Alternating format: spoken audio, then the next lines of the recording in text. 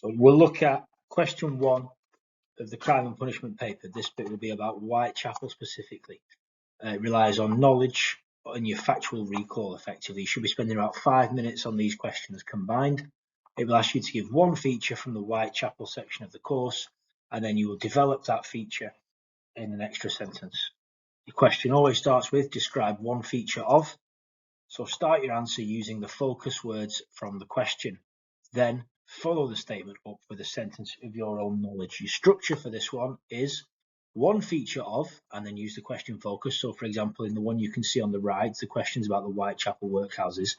So you would say one feature of the Whitechapel workhouses was, and then you'll state a feature. And then you will support that with a second sentence which begins, this meant, or this was important because. The reason we're going to use those words, this meant, or this was important because, that makes sure that your second sentence is about the feature that you've mentioned in your first sentence. You're not going to describe two features, you're going to use one feature and describe that same feature. In the second part, you simply repeat that process, but you'll be asked about a separate feature. So as you can see in the example here, you get describe one feature of the Peabody estate in Whitechapel. So you just do the exact same procedure. State the question focus in your first sentence, and this meant, or this was important because. So, for example, we're going to say this one, describe one feature of life in the Whitechapel workhouses is your question. And we're going to say, one feature of life in the Whitechapel workhouses was that conditions were made deliberately unpleasant. Now I need to make sure I'm going to describe why they were made deliberately unpleasant. Describe why that feature is.